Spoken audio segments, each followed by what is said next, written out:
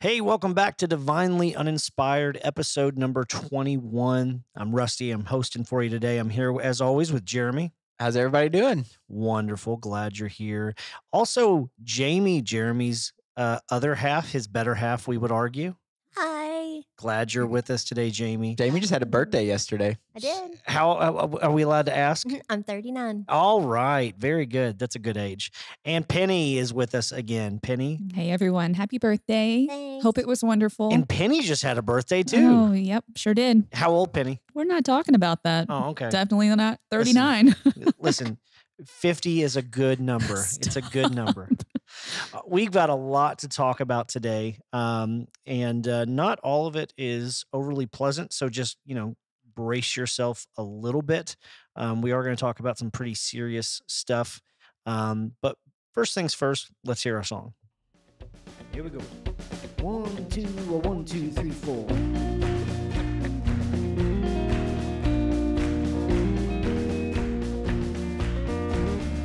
You're listening to Divinely Uninspired, podcast by Journey Church Shepherdsville, hosted by Jeremy Willis and me, Rusty Wilson. You can find us online at journeyshepherdsville.com. For questions or comments, email podcast@journeyshepherdsville.com. Maybe we'll feature your question or comment on a future episode. Thanks for listening. Enjoy the show.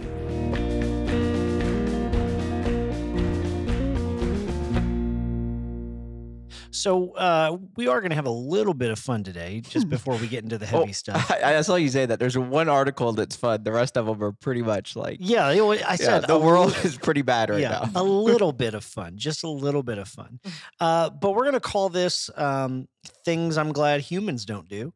But a breakthrough scientific study has discovered that dolphins can recognize their friends by tasting their pee. Yeah. I want to get into this just a little bit. So apparently somebody, a scientist, this is what your tax dollars at work, I suppose. Well, it's probably private funding, but they decided, hey, what would happen if we took these dolphins and we put them in different pools, but in those pools, we sprinkled some of their dolphin friends' pee. Would they be able to recognize the sense of their friend dolphins? And apparently they can. So I am fascinated by this because I just, it's like they talk about dogs saying hello by sniffing butts or whatever. This takes it to a whole new level of ways of recognizing your buddies. So I don't know. But it makes sense because they're in water. So I agree.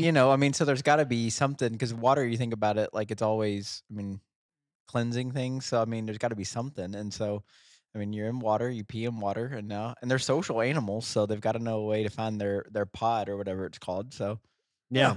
Well, they actually don't smell. They don't have smell. They taste it. It's hard to taste anything when you can't smell. Like, right. Hold your nose and eat something and you're like, oh, I can't, it just tastes like cardboard.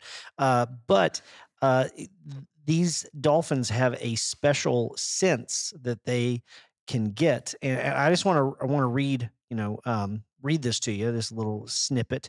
If you're wondering how they'd get to know what their friends taste like, well, genital inspection, in which there is rostrum, which is the beak, to genital contact, is relatively common in dolphin social interactions and provides a good opportunity to learn the taste of a friend's urine. So I don't know. I'm very glad that dolphins have this ability, but I sure am glad this is not how we know people are around. And it goes into further depth that the reason that they are able to do this is because when you pee in water, this is their word, not mine, the plume continues to stay in place for a while. And so the dolphin swims through and, yep, that's Jeremy. And so, I don't know. Maybe this is a highly evolved form of social interaction. I really don't think it's all that weird. No, I don't think it's that weird. Because they can't smell, right? So everything has to be in the water. How else would they recognize? They can see. Okay. Yeah, they can see each other. Okay, well, hear me out. All right, this is probably too much information for the podcast, but I'm just going to say it. Let's just say you're in a car with your two kids. one of them passes gas in the car. Do you know which kid did it based upon the smell of the gas in the car? No, I know based on the sound. Elliot's a loud farter. Paxton's more like a. I mean, I Yeah. can usually tell like which kid it is. Yeah. So how I is don't that know. any different? I mean, I Yeah. can tell mine. Everybody likes their own brand, but Yeah. Do you know what I mean? That's kind of the same thing, right? I suppose. But at the same, I guess there's some validity to that. Well, I'm clearly thinking this about is like college. some type of evolved like thing for because they are social, so they need to find their pod. And if they can't see and they can't smell, like, and let's be honest, I mean, all dolphins kind of look the same, right? I They mean, do. So I mean, that's kinda- you'd have to know, like, there'd have to be some other thing that Probably not to each other, though. That's speciesist. Yeah. Well, So if I have a question, in this experiment, it's did not an they, experiment. This is facts. in this study, did they use like friendly dolphin pee and then stranger dolphin pee, and there were different responses? Yes. So Okay. so they recognize like, oh, that's Flipper, and who I know, and then over there is Flapper. I don't know. They have names now. Yeah. So Different. they know they can taste one another, which I don't know. I'm glad people don't do this. It would make going into public restrooms so weird. But it's also one of those things like, I mean, obviously it's weird and nobody wants this, but if it always had been that way, you wouldn't think anything about it. I guess But it's that's just like true. with dolphins, like, you know, this It's is how they. actually making me feel nauseous. Is it really? Mhm. Jamie Oh. doesn't like dolphins to begin with. She's like the only person I know that doesn't like dolphins. Why? Go ahead. I'm scared of them. You're scared of them? I don't think they would hurt you on purpose, but they're just really big. And I had some prior experiences with dolphins when I was Oh, young. It sounds really dark. Like, can we work through some of that, or is that? They would just like accidentally swim by you and whop and just flipper you. And Oh yeah. So where they go when they and we've been there too, like down on in Destin and stuff. There's like tons of dolphins, and they'll get fairly close to you. Like they're not like afraid of you, and they're social, so they'll come up to you. But I've never had that experience. But she does not like dolphins. Yeah. I mean, I know that they are one of the few creatures that are smart enough that they will do things that it's like, oh wait, you shouldn't do that. That's not acceptable in society. Yeah. But anyway, you all learned something new today, and we can all be grateful that we don't taste each other's pee. One more reason for Yeah. Jamie not to like dolphins. That's Yeah, right. They drink pee. That's right. Okay. So I am this is a sad story, but it's also one that maybe we can offer some hope into. So I am a seminary graduate, as is Jeremy. Mm-hmm. You went to 2 seminaries. Mm-hmm. You're like an overachiever. Yep. But seminaries are in decline, and they continue to close and consolidate. And another one, the Gordon Conwell Seminary, the Ted's Evangelical Seminary, which is not just for people named Ted, though that would be an awesome. If it had an apostrophe in it, like it Yes. was like only for Ted's. It was just for Ted Lasso's. Yeah. That's Trinity Divinity School's seminary, but they are closing and consolidating at an alarming rate. And a large part of that is because people aren't going into the ministry anymore like they used to. There was a boom of it, but those numbers continue to drop. And I would imagine, I know that I'm still paying for my time in seminary, so I would imagine that it's a pretty cost prohibitive. And so I don't know, Jeremy, what are your thoughts as somebody else who? Yeah, I mean, I think a lot of it's expense. So I did all mine online, so there wasn't as much expense as going in person.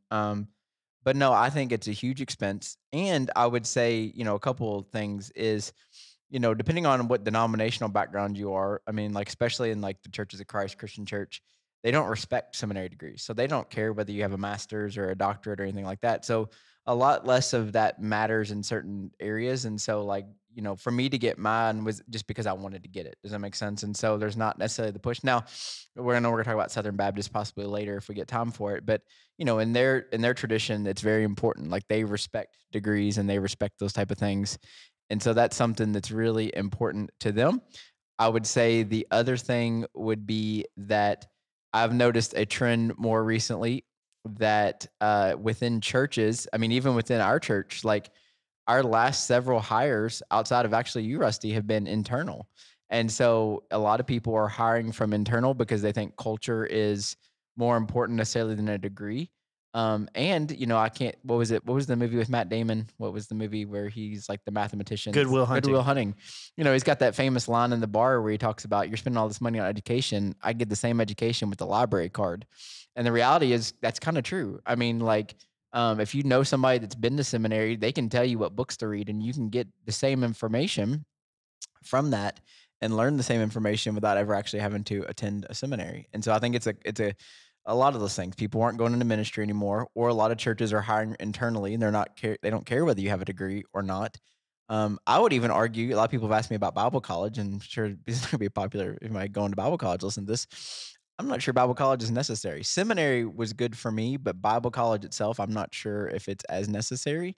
And I think that you can educate people and give them books to read and stuff, and they can learn a lot of the same stuff we learned in college without all of the expense.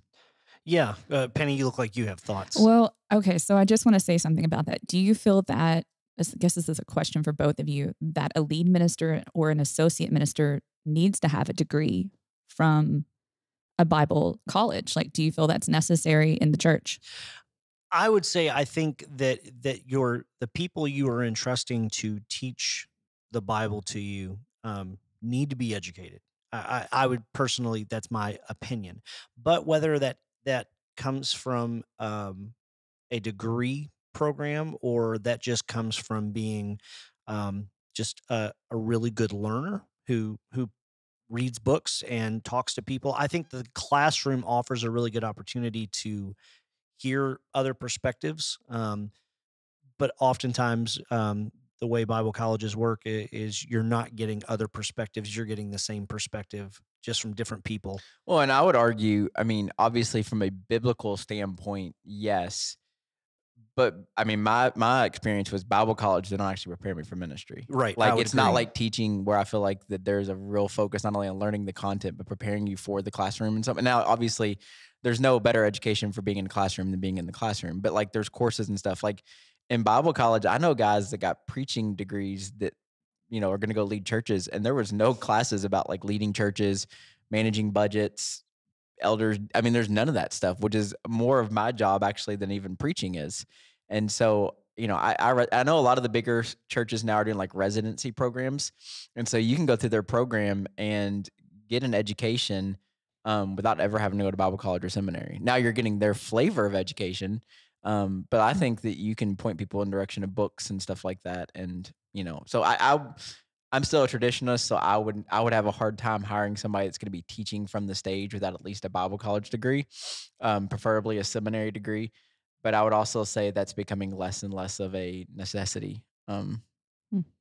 Yeah, and a lot of it will depend upon the context. If you're in a one of the mainline denominations, they all have their own schools, so that they expect you to go through their own seminary programs. But I mean, a lot of your more charismatic or Pentecostal, They don't have like, any education. no, Now I would it's argue very much spirit I led. I don't know if I would tell somebody that's teaching that they have to have a Christian, or I would prefer that.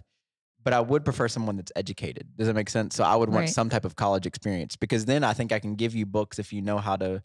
I mean, hopefully everybody knows how to read. That would take on a job like that. But you can give them stuff that they can read and study. And I mean, obviously today with like podcasts and sermons, I mean, a lot of preaching classes with reading sermons and listening to sermons. I can do podcasts now and just get all that same stuff and just learn styles and all that stuff. So, I mean, it concerns me, but it's not shocking, and I think that it's going to become more of a trend, honestly.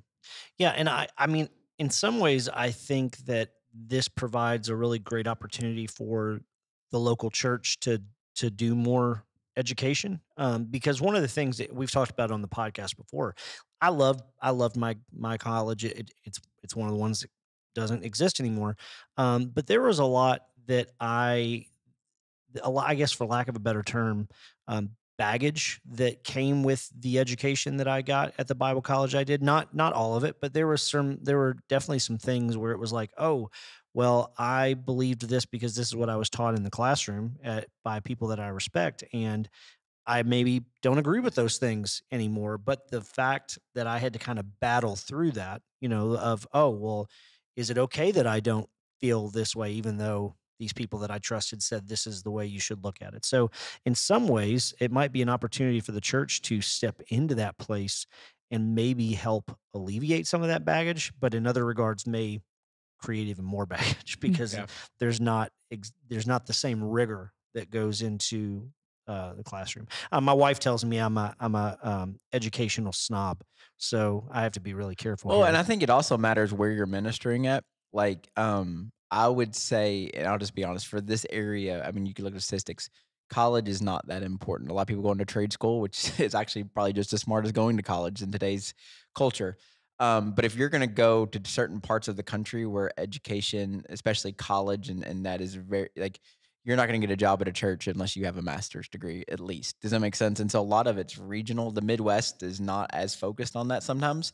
But I would imagine if you go to the East Coast or the West Coast, I mean, they're going to want you to have some type of degree in a Bible college, probably a seminary as well. Yeah, well, so Tim Keller, when he started Redeemer Presbyterian up in Manhattan, that was one of the things is a lot of the people he had coming in were skeptics or atheists, or they were more progressive leaning Christian people who very much valued a higher education. Mhm. And had he just been, sort of I lead by the Spirit, not academically, he says he would not have been nearly as effective. So I mean, I think in certain parts of the country, they're actually skeptical if you say you have a PhD.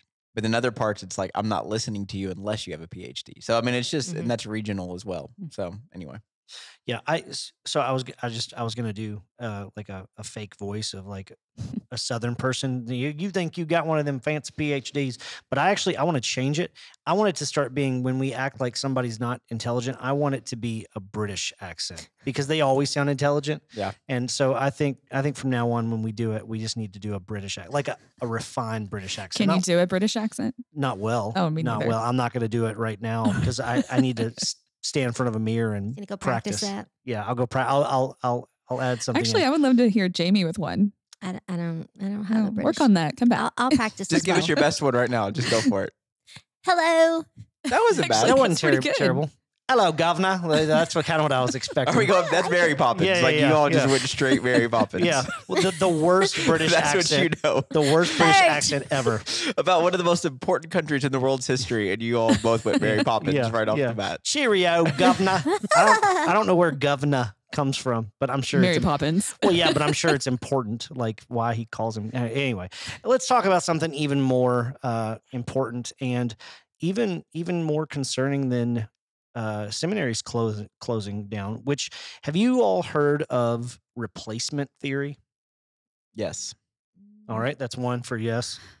Sort of. Sort of, kind of. That's okay. So that's like a 1.5. I feel like I've heard of it, but I don't know what it is right now. Okay, so that's 2. Okay, so here's the thing. So replacement theory, it's it goes back a couple centuries to a French notion started by what's his name here? Let me look it up. French author Renaud Camus. Yes, very Renaud good. Camus. Yeah, and I guess it's not that far back because Yeah. looking at the picture of him, I really should have done some more research on this. So, but it's the idea that that as countries open up to immigration and people of other ethnicities, and this is a mostly far right white nationalist theory, that the goal is to replace us, white people, which all 4 of us are, with people of other ethnicities so as to weaken our place in society. And it sounds like one of those things like, oh, well, do people actually believe this? Yes, they do. And I don't know if you guys remember the thing in Charlottesville, Virginia, a couple of years ago, the Unite the Right rally, right? Their big thing, and they were chanting that night, the Jews will not replace us. Like that was their big concern. And so I just want to talk for a second about this idea. What do you guys think about this theory? What danger do you see in it? That was not the replacement theory that I was thinking Oh, of. okay, great. So I was thinking of replacing behaviors with a different one. That's a better theory, I think. I like that theory. But I mean, obviously, it sounds fear-based. And I think anytime we act out of fear, we don't make great decisions. So it seems a little scary to me. Penny, what about you? We always get scared when we don't understand something, and I agree. It's based off of fear. I mean, I will be very honest with you. My hope for the future is that race is one big melting pot. Like everyone is mixed with something else besides what they are. Because we need to stop looking at people based upon their race and who we love or who we like based upon that too. So this is just really stupid. Yeah. Okay. I'm just Very gonna good. say Yeah. it. What about you, Jeremy? Yeah, I mean, I think this will lead into our next topic, but I think one of the concerns that I have, and I've had this for a while, and obviously I've talked about it several times, is we live in a day and age where people just believe what they want to believe, and they can find, I mean, there's algorithms on your social media that give you the articles and give you the information and feed you information. And the thing is that if I don't like what this person's saying, if I don't like their graphs, I don't like their facts, I'll just find somebody else with a different graph and different facts. And I think that replacement theory, when I was kind of reading over these articles, it is fear based, but it's also that thing where I'm just going to believe what I want to believe. And it doesn't matter whether it's true or not. It doesn't matter if it's an informed opinion. This is my opinion. These are my thoughts. This is what I think is happening. And I think that's just a concern overall, is that we're in a place where you can just believe whatever you want. It doesn't matter if it's fact based, but you'll find somebody that will give you some sort of facts, even if they're misconstrued, to get you to buy into that and believe that. And I think it's just a concern that I think that's where we are, not only as a country, but like as a human race. Like it's really concerning that we've gotten to this place, and um, what people will believe. I don't know. Well, I mean, this really comes to a conversation about immigration. And this, there's this idea that immigration is somehow, it's something that will weaken our country. And they've actually, and this is one of those where, I mean, the facts are pretty clear cut. People can ignore them, Right. but immigration, the opportunity for people to come from other countries and start a business or whatever is actually very good for our country as a whole. And I do agree that this is entirely fear based, but I also think it's ignorance based. Yeah. It's fear of the other, but it's also not understanding the other, understanding cultures different than our own, and how it's not like there's some limited amount of space where, well, only so much of my culture can exist because your culture is taking up Well, space. and I think, I mean, my main line goes to the Seven Nation Army, the Jack White line, where it talks about like we're all immigrants. Like every single person is an immigrant to this country, except for the Native Americans, which we don't even know where they came from. So maybe they were immigrants at one point. I mean, it's just, so immigration is just part of and the world m- it is becoming more like unified. And I mean, there's Americans living all over the world. You know what I'm saying? I mean, there's people from all different nationalities now in America.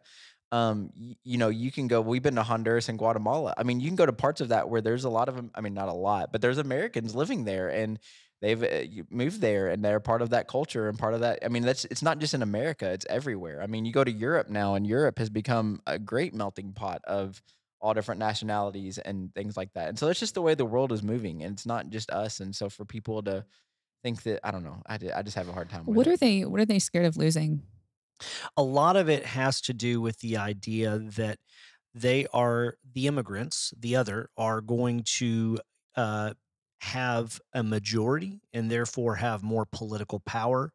And I don't know this for a fact, but I would bet that there is some fear of being subjugated by the the quote unquote minority group. I mean, we're already a minority majority country, which is there are more minority people than there are Caucasian white people at this point in time in our country. There's no one number that exceeds white people.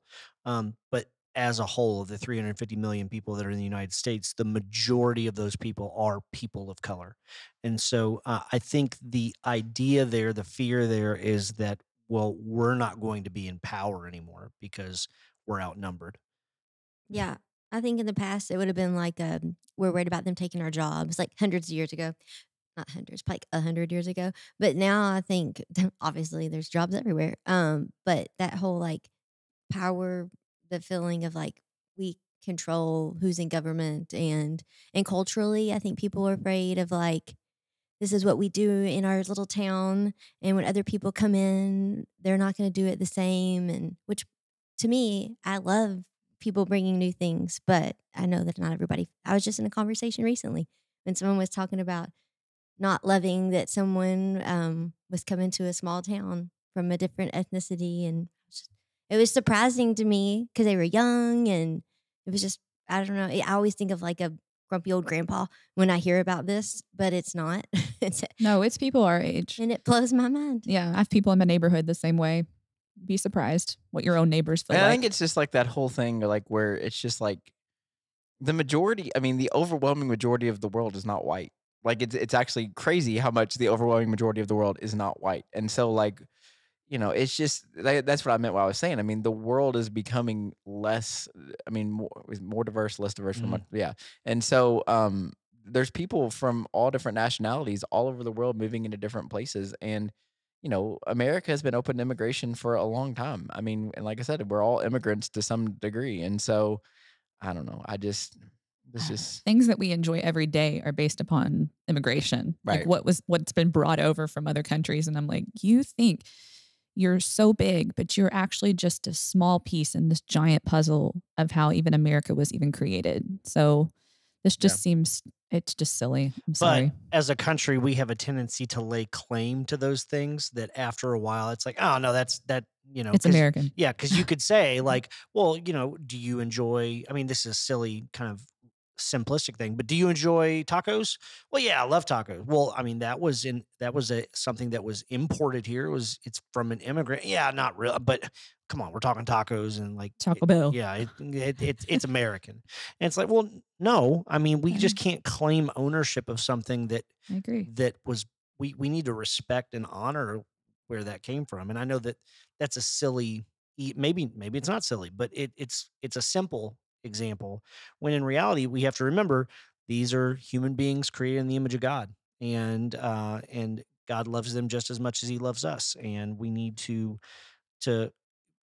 not be fearful of the immigrant. And if we want to really obey what the Bible tells us to welcome the immigrant, welcome the foreigner.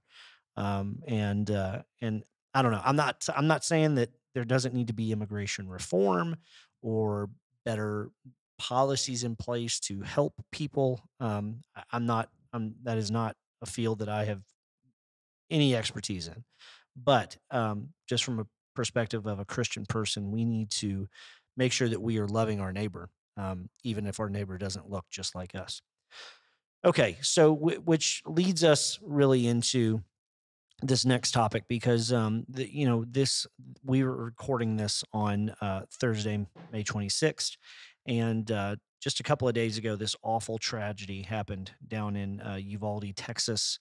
um, 21 individuals, 19 kids, elementary age children, were killed in just unspeakable tragedy and horror. I mean, all of us around this table have kids that are in that age range, and so I think it hit all of us a little closer to home than some other people. But also, Penny, you are an educator, and Jamie, you're in administration, counseling in the school, and so we really want to just give you guys an opportunity to give perspective and reflection on this very sensitive topic, because I mean, because the thing that people immediately go to is well, what do we do about the guns?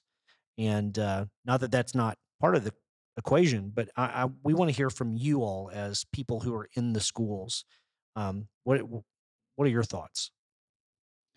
Go ahead, Jamie.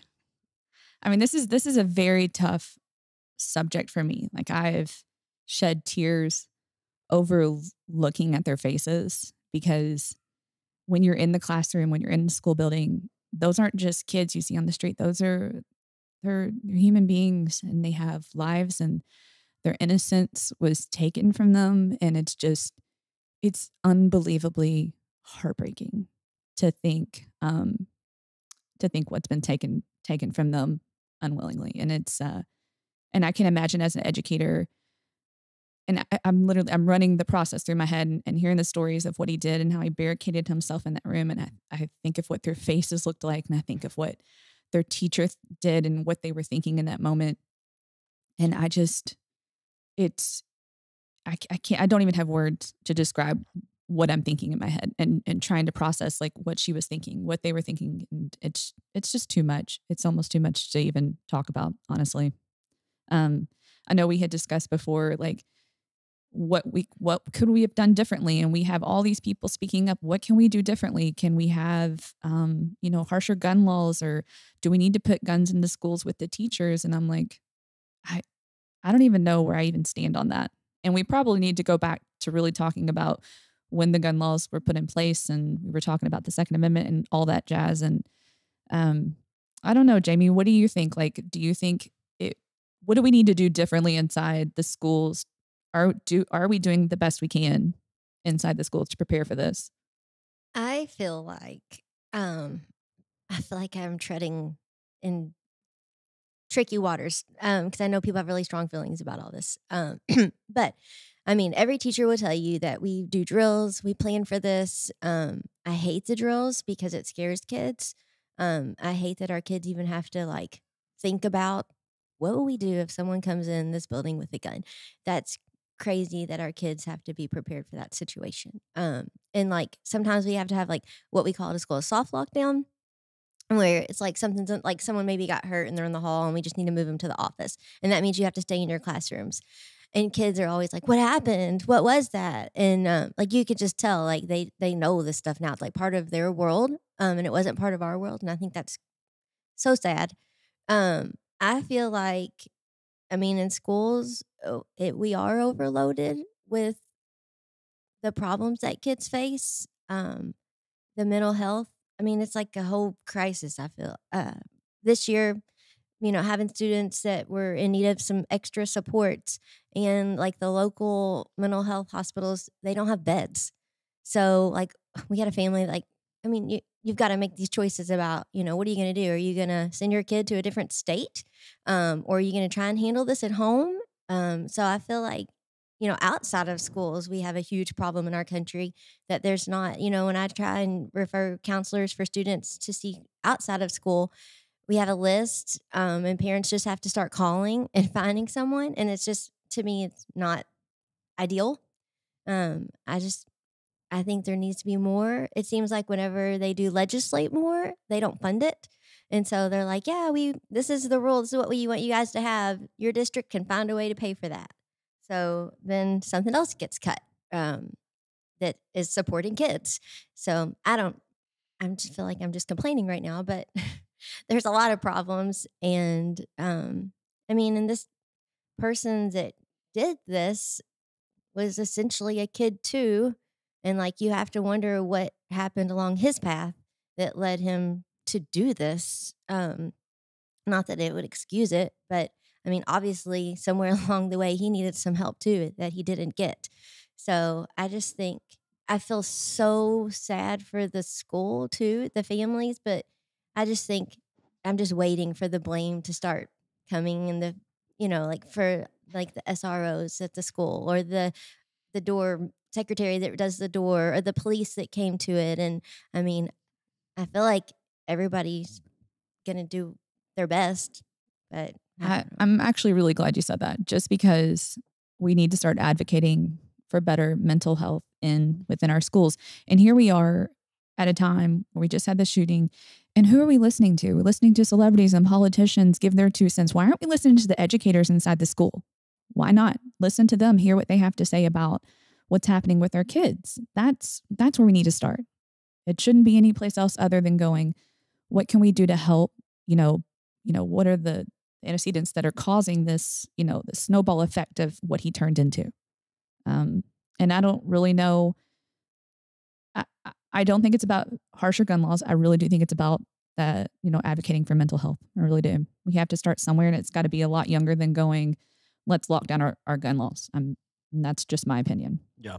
Well, and here in a second, we're gonna ask Jeremy a little bit. He's kind of our resident historian about this type of stuff. So, um, but in regards to gun laws, I was just reading an article this morning that there is there is such a split on it. I mean, it's people have strong feelings about it, but they don't tend to vote based on those strong feelings because other issues take precedence, and so there's not really a whole lot of political pressure to make any changes.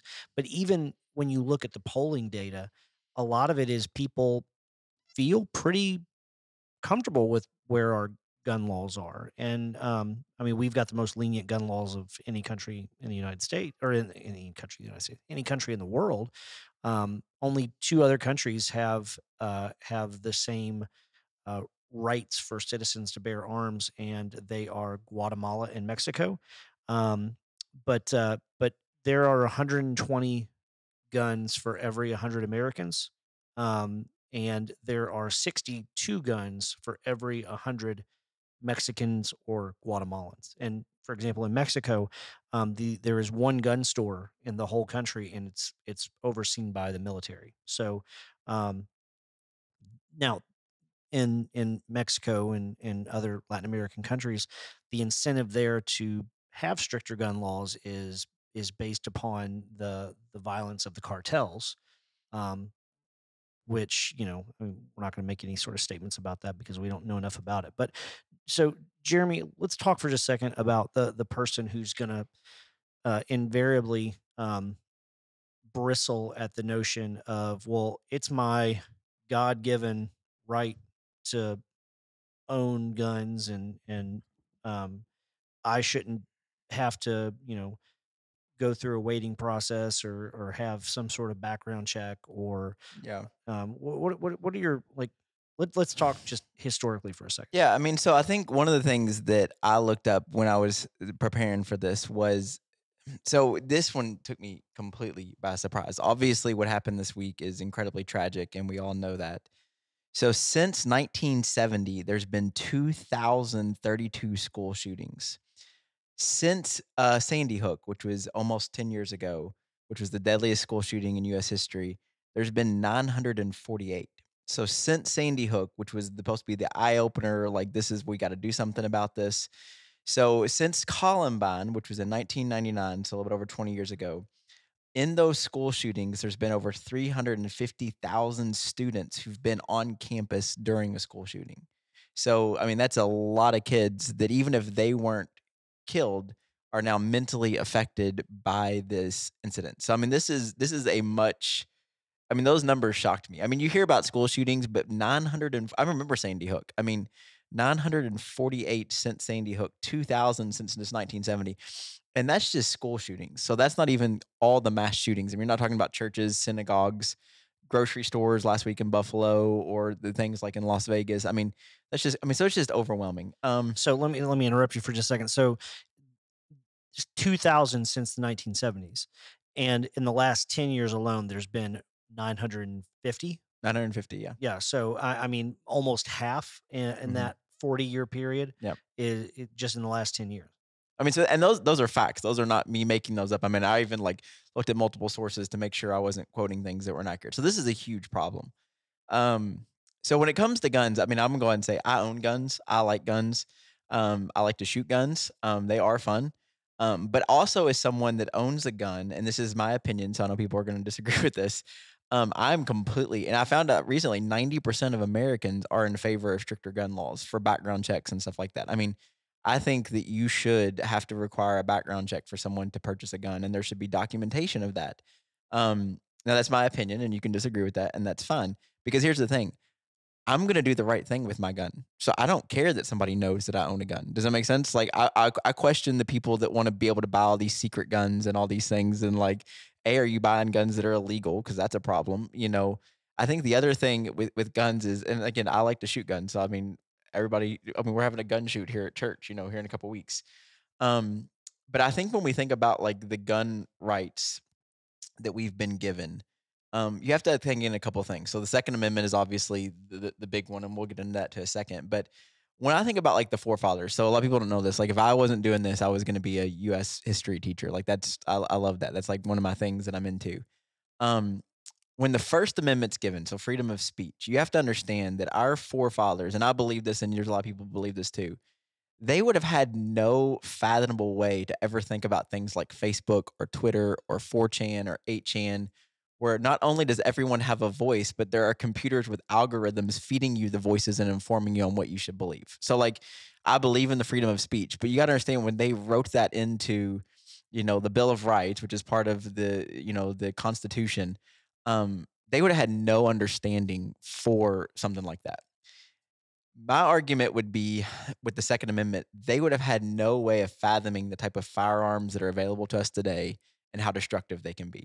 There's videos that people have made, of, when they used to fire guns. I mean, you literally you'd fire a gun, and if you look at like old battles and histories, it might take you a minute before you can reload that bullet. And so, I mean, it's almost like this thing where like they would not have any idea of the type of firearms that are available and how destructive they can be. And you just have to acknowledge that from step one is that when they wrote that in, um, they wouldn't have anything. So when it comes with the Second Amendment, the first thing you have to think about is this. And I'm not saying I'm not like I said, I own guns. So let me say that again before people get mad.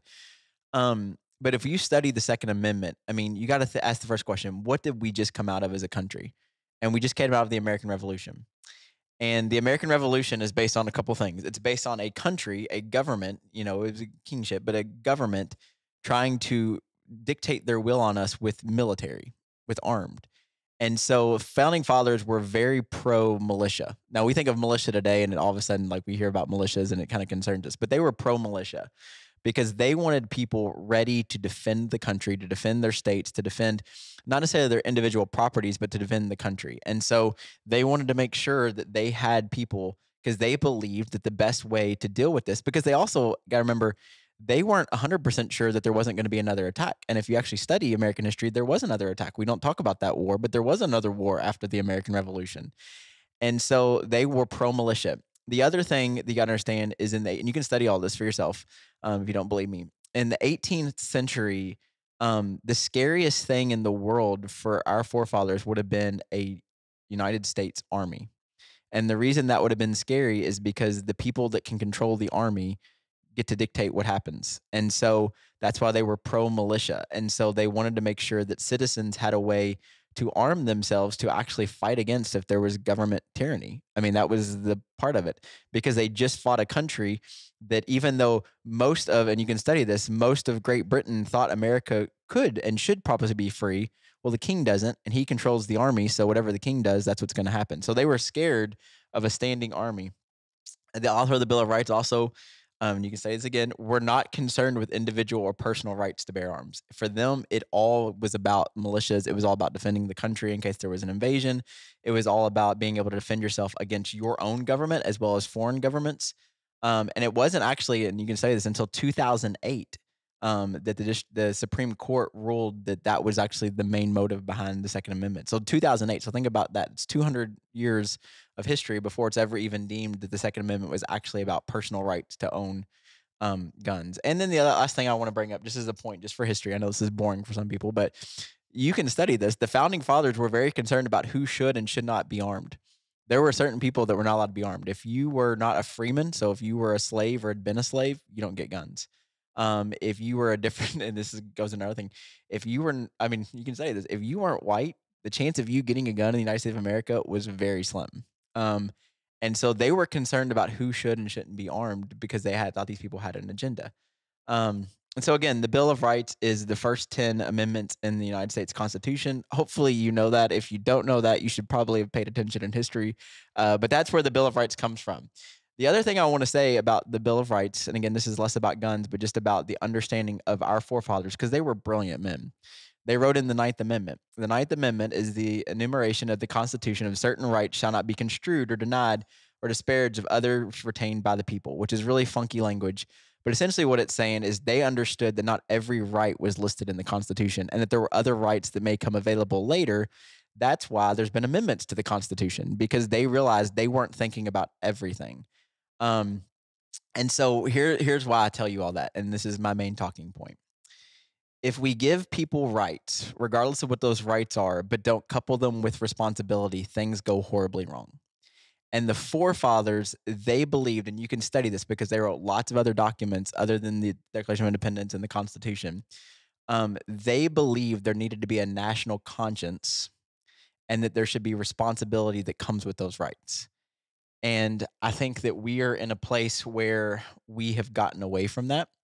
And we are all about our rights, but we're not necessarily concerned about the responsibility with those rights. And I think that First Amendment and the Second Amendment are the two that we have to talk about because those are, in my opinion, the two violent ones because words are violent and we hurt people with our words. And I do believe in freedom of speech and I believe in the Second Amendment. But with those rights comes responsibility. I think that's where the conversation has to pick up today is that there should be this belief, and there was when the forefathers wrote this around the divine accountability of the United States. I mean, they believed that God had ordained this. There was also a individual expression was always governed by concern for other individuals, which means that I have these rights, but so do you. And if my rights ever infringe on your rights, then we need to have a conversation about that. And I think even in the Declaration of Independence, there's this amazing line, we hold these truths to be self-evident. That all men are created equal. They are showed by their creator. Okay. At the end of that famous line, it says this, therefore, if any government becomes destructive of these ends, it is the right of the people to alter or abolish it and to institute new government, laying its foundation on such principles and organizing its powers in such form. Ready? Now, here's why you do that. As to make sure that they seem free and likely to affect the safety and the happiness of the residents. And so, like, we are in a place where people are not safe. And it is because of our rights that people are not safe. And I think that has to become a conversation. I'm with Penny. I don't know if stricter gun laws is going to solve the problem. I don't know if putting security guards in schools is going to solve the problem. But I will say this. I think we're at the point, and I love what Steve Kerr said there, not if you haven't, and I believe it. I am so tired of people saying, oh, this happened, so here's my thoughts and prayers. If it's any of our kids, I could care less what your thoughts and prayers are. I want something to happen. There has to be a change in some way. And the forefathers acknowledge this. And the reason I'm using forefather language is because whenever I talk about guns, people are always like, well, what about, okay, study the beginning of our country, study the foundation, study the beliefs of this. John Adams, who is very involved in the writing of the Constitution and Declaration of Independence, says our Constitution was made for a moral and religious people. It is wholly inadequate to be the government of any other. And then later, before his death, he basically says this, and I preached about this last year, he says, you will never know how much it costs this present generation to preserve your freedom. I hope you make good use of it. If you do not, I shall repent in heaven that I ever took half the pains to preserve it.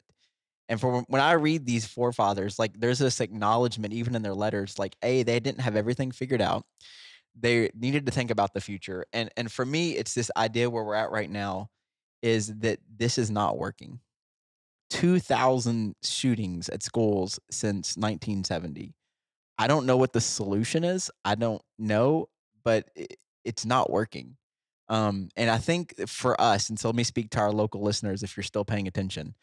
I think the fallout is this. It's not us. We haven't had one here. But 2000 and gaining steam, it's only a matter of time. And I say that not, I hope it never happens here, but that's reality. And I think that for so many of us that are probably in this room, but also listening, we're emotional because we think about what if it was our kids? Well, what happens one day it is? I mean, you can look at this. The communities that these school shootings have happened in, they are forever altered. I mean, there's a different mindset in those communities. And we're sitting here, and it's hard to speak about this because it is emotional, but it also hasn't happened to us yet. And I think that's part of it. And I think the other side of that for me is when it comes to pain and suffering. And I think this is where we are as human beings and where the conversation needs to continue. And I know I'm talking a lot, but um, we went, and then this is a different thing, but we went down to New Orleans 2 years after Katrina. Okay, so when Katrina happens, I mean, it's this national tragedy. Everything's happening. We were there. There was nobody there. Everybody cared for a minute, and then we moved on. And I think that happens in life. I mean, whenever I've had personal tragedy in my life, and I know this doesn't compare, but like when I lost my dad, 9 years ago, when it first happened, everybody's reaching out. Everybody's concerned. During the funeral, everybody's texting me, reaching out to me. A week later, some of my close friends are still checking on me. A month later, maybe a couple people. 6 months later, everybody else has moved on. We're still living with the pain and the tragedy. And I see this in human things. All of these communities that this has happened to, they're still living these nightmares. I mean, yeah, I read an article about, I can't remember which one of the schools, but they just had their graduation and they had to leave 15 seats open because those were the kids that should have been graduating that weren't. That's 13 years after the event, I think it was. I mean, these people are forever affected by this. And I think the reason so many of us, and I think for me, we just move on.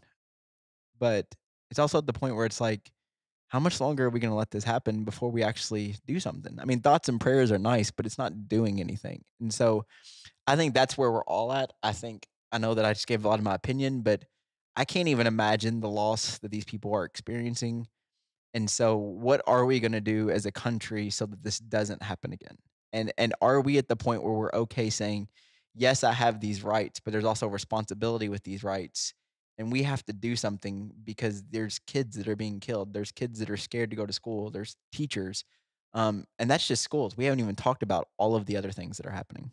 Yeah. So there's my thoughts. Yeah. So I want to ask another question here, Jeremy. And there's also often this, for one, you said that John Adams, he said, this document is wholly adequate. That, just to clarify, that's wholly, not HOLY, but Yeah, wholly, WHOLL. not Yeah, wholly, like entirely. yeah, Yeah. entirely, So yeah. just to clarify that. But then the other thing I want to ask, because people often say, well, it is our God given right to bear arms. What does the Bible say about that?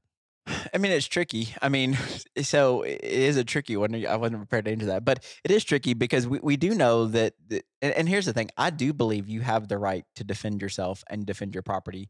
In fact, going to America, even before that was in the Bill of Rights, that was in the English Bill of Rights, which is what preceded the Bill of Rights. So that was the rights that were given to us by England. Um, but I think when it talks about when it comes to the Bible, I do think you have the right to defend yourself. I think that that's very clearly talked in there. But I think when people use power, and more in the New Testament than the Old Testament, but especially in the New Testament, I mean, there's times where Jesus, he's not a pacifist, but it kind of comes across that way. I mean, there definitely seems to be this idea of that, he tells Peter to put down his sword. He takes this. And so I think that the Bible, again, I think this might kind of be, I think this might kind of be one of those things that's very similar to them. I don't know if the Bible had the foreknowledge necessarily to, and not that God didn't, but the biblical writers didn't have the foreknowledge to address some of these things because it wouldn't have been on their radar. Does that Sure. make sense? But I do think in that same vein, the idea of, we're gonna talk about it on Sunday. I mean, what is Jesus is very clear that we should put others first, that we should take care of our neighbor, and and especially with children. And I think that's the thing that everybody can rally around. If all of these shootings were adults, it's still tragic, but we're not having the emotion. We're seeing the faces of the kids. Jesus is very clear about his feelings about kids over and over again. And so I think that that is one of those things where we have to be honest about ourselves. I think when it comes to rights, um, Jesus is very clear that he gave up his rights because that's what was best for us.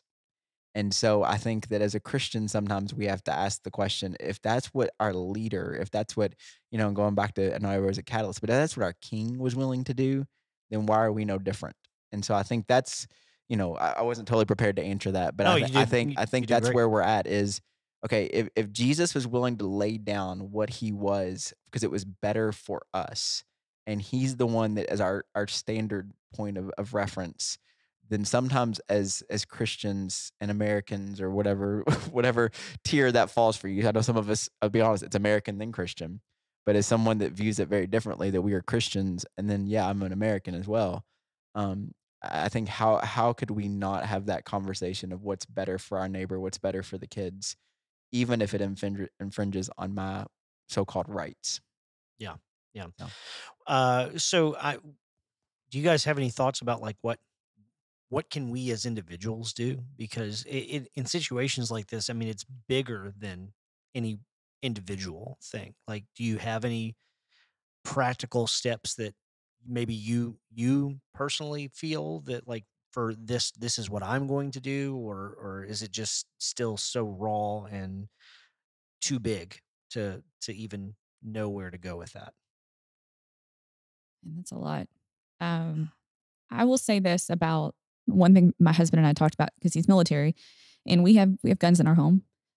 So it's not about that. But I will say this: I think we need to start speaking up a little more because there were clues for this guy. We just no one spoke up. No one said anything. Right. And I think that we really need to push. Like if you see something that's even slightly out, you need to say something. Say something to someone, even if it's on social media, because a lot of it was he was posting on social media like little like pictures of his guns on beds and stuff. And I think it's so important that we start doing that. We start speaking up more. And if I see it, I'm going to say something. I mean, I don't know if I ever will, but I mean that's what's on my heart is to make sure that if I see something that seems out of place, it's going to be said. So Yeah, that's a good point. I was thinking along the same lines that just like for this kid, there of course I don't know, I get it whenever these tragedies happens, I'm like, "Why?" And so I read all the news stories and I'm like, "Is there any motive?" Just like what could it I don't know, I guess we all kind of ask like what could have been done. But like apparently he had a history of fighting with people. He's dropped out of school and I think that like while that doesn't mean you're going to go shoot people, um I think we got to look out for our people that you see struggling.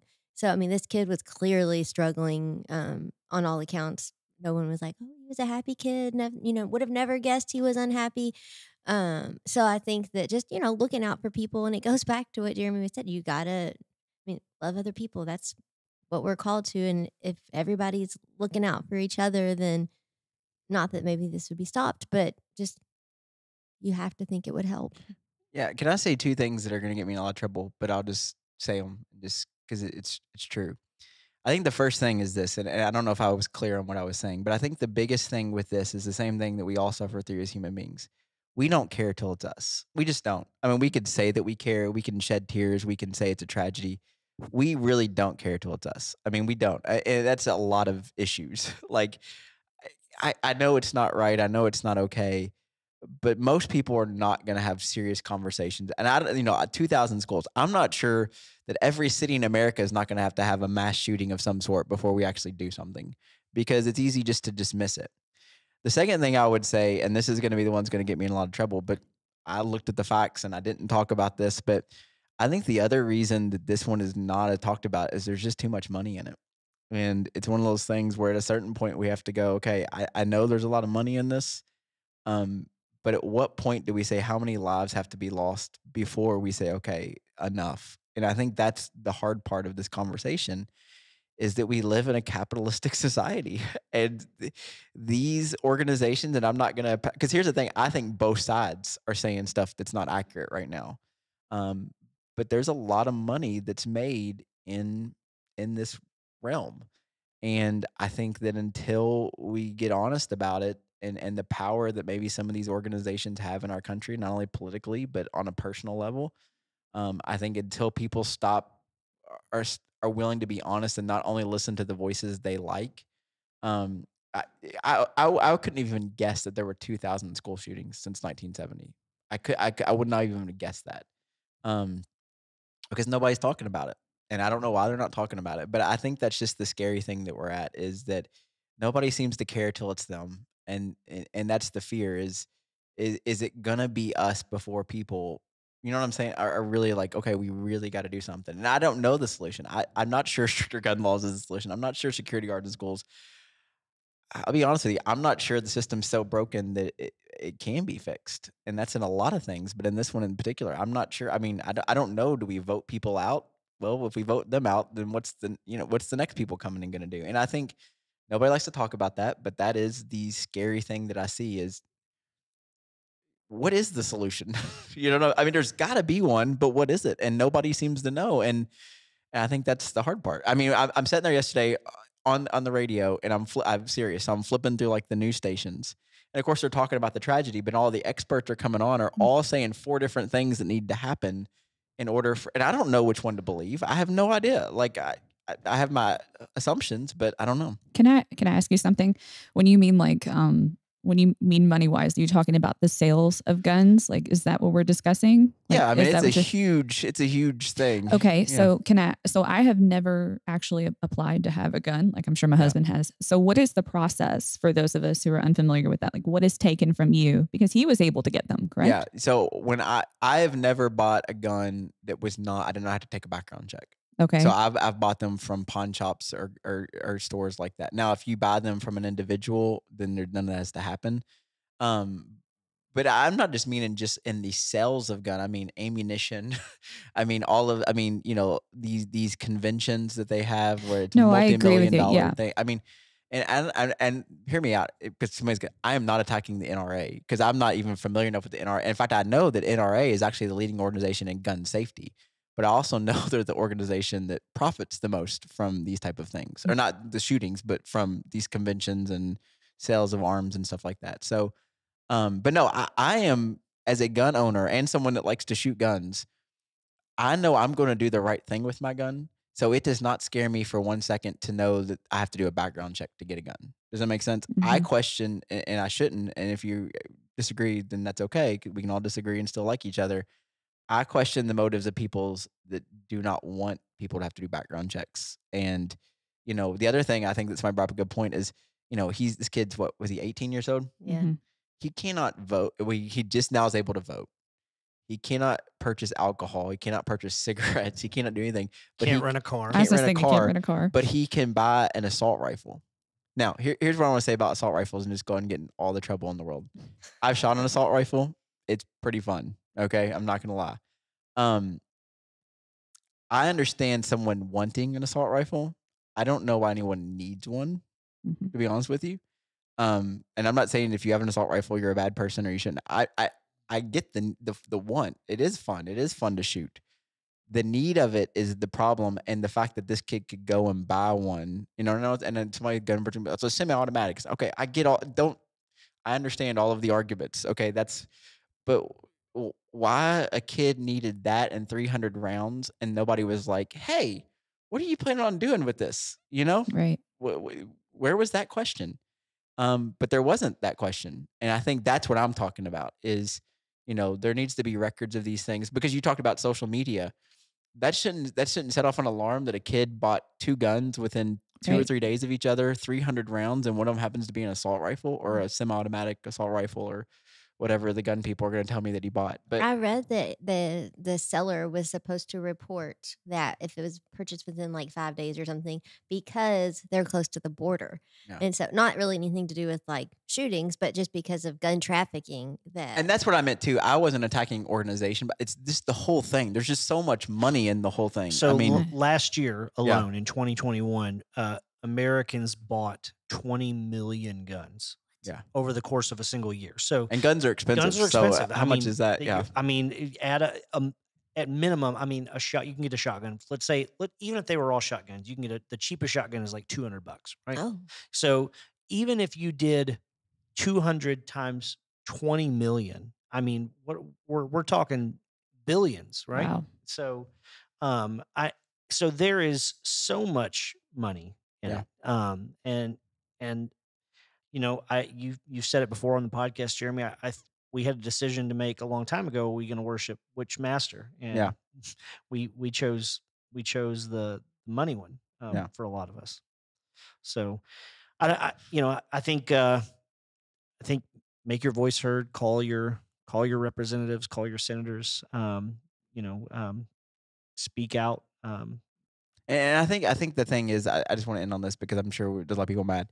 Again, I'm not attacking organization. I own guns. I can't say that enough. I own a gun, but there's got to be a solution. There's got to be something. We cannot continue to say just thoughts and prayers and my fear is, and the listener, I hope you hear me say this. I don't want it to be us, but my fear is that most people that get so bent out of shape about this are not going to care until it's them. And I don't want that I don't want anybody that's hearing my voice to experience what those parents had to experience or what the parents in Columbine or the parents in Sandy Hook or what was the one in Kentucky? There's been a couple. Marshall County. I mean, Paducah years ago. I mean, when are we going to say enough is enough and just we've got to do something? I don't know what the solution is. I love my rights. I'm glad they have the Bill of Rights, but there's got to be a national responsibility with these things, and maybe it's time we take a look at that. And I don't know what that solution is. Yep. Well, we are going to go ahead and end it there. You can stick around after the outro music, and you'll hear announcements for what's coming up at Journey. But once again, thank you so much for listening. We'll hear you and be with you next time.